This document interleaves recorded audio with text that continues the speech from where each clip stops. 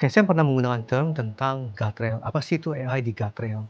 Nah, sebenarnya simpel ya. Guardrail itu dari definisinya adalah gimana kita bisa nge-guard sehingga tidak melewati batas-batas tertentu. Jadi misalnya ini adalah railnya, guard untuk nge-guard-nya, ini yang rail berikutnya. Jadi AI-nya dipaksa atau kita jaga supaya bekerja di sini aja. Nah, misalnya seperti apa? Tentang ethical. Misalnya orang nanya tentang cara bunuh diri atau cara meracik racun. Nah, atau tentang mengenai bisnis. Contoh, kalau saya ngejual mobil, boleh tawar-tawarnya cuma berapa, saya boleh diskusi mengenai tawar-tawaran cuma sampai di mana, nggak boleh lewat dari itu. Nah, kalau kita nggak ada guardrail, semua bisa terjadi lah. Makanya kenapa ada istilah yang kita banyak dengar adalah AI hallucination sama AI went rogue.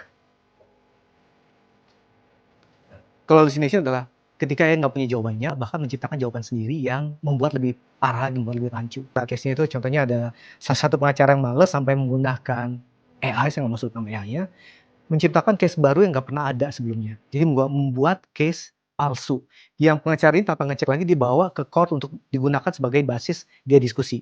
Jadi memang pengacara juga males ya. Atau ketika kita ngomongin tentang ethical nih, ketika AI bahkan menyarankan manusia sebaiknya dimusnahkan di dunia ketika ditanya apakah dunia itu lebih baik dengan manusia dan lain, atau bahkan bisa membuat bullying dan sehingga membuat orang melakukan diri. Dan ini case-nya ada beberapa yang terjadi. Nah, ketika di bisnis kita ngomongin tentang, oh ini kasus banyak banget lah.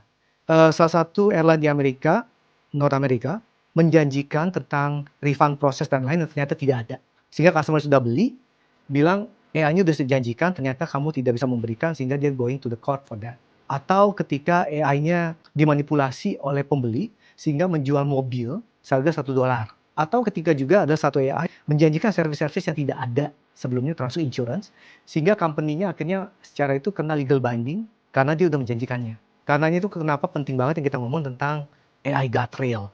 Untuk menjaga jangan sampai AI yang kita kerjakan atau yang kita buat itu melewati batasan sehingga akhirnya merugikan kita sendiri, bahkan merugikan image daripada perusahaan. Makanya yuk kita dengan bijaksana menggunakan AI, jangan sampai mudah banget, oh kita butuh AI langsung gunakan tanpa mikir apa sebab akibatnya, apa yang bisa lebih besar lagi terjadi, bahkan negatif impact yang lebih besar lagi.